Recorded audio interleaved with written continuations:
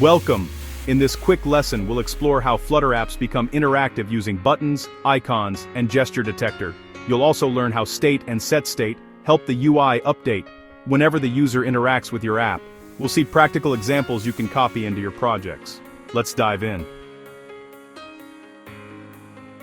Before we add interaction, remember this: stateless widgets never change once built, while stateful widgets can change during runtime.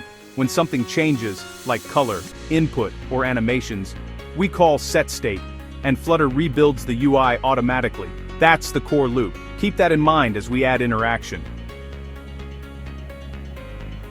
Interactive widgets like elevated button use callbacks. The onPressed function runs when the user taps the button, for example, pressing a button to increase a counter, or showing a message in the console. This is how buttons bring your UI to life. Small actions, instant feedback.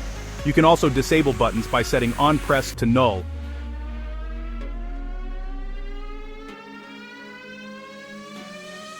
Gesture detector is powerful because it captures gestures like tapping, double tapping, or long pressing. You can wrap any widget, like a container, and instantly make it interactive. For example, tapping a box to change its color, with set state. Double taps can trigger different actions. Long press is great for options or selection. Map each gesture to a clear outcome. Keep logic and callbacks. UI reacts instantly. Here's the idea. The user taps something, we run set state, and Flutter rebuilds only the parts that change. This is how icons toggle between liked and unliked, or how containers change color, or how a counter increases. Keep set state minimal, only update what changed. Flutter efficiently rebuilds just the necessary widgets. That's the dynamic feel users expect. Designed for quick, delightful feedback. Let's say you tap a heart icon. If it's not liked, it becomes filled. If it's already liked, it switches back. This works because we store a Boolean value, like liked, mod, or false, and toggle it with set state when pressed. Remember accessibility, clear visuals and tap targets. Same pattern works for many icons. Add subtle animation to make it feel polished. Tiny code, big impact. In summary, Flutter apps feel alive because they respond to gestures and button presses. Stateful widgets store changing data. Set state updates the UI. And widgets like gesture detector and icon button make everything interactive. Now let's quickly answer the questions from the first video and reinforce the key ideas. We'll keep it short and practical. Ready? Let's go. First, some quick answers. A widget becomes interactive when it has event listeners such as onPressed or onTap. These callbacks run code when the user interacts with the widget.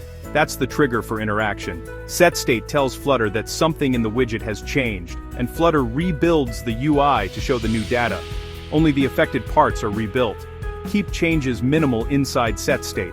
Gesture detector allows any widget, not only buttons, to respond to taps, double taps, long presses, and more.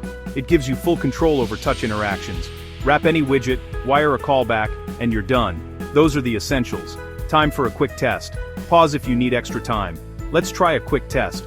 Pause after each question to think, then continue to see the answer. The answer is B, set state. False. Gesture detector works with any widget. The answer is B, the onPressed callback. True. Without set state, changes won't show in the UI. The answer is B. Gesture detector. Great job if you got those right. Practice with small demos to build confidence. Onward to the closing. Let's wrap up. Great work. Keep experimenting with buttons, icons, and gestures. These are the tools that make your Flutter apps feel truly interactive. See you in the next lesson.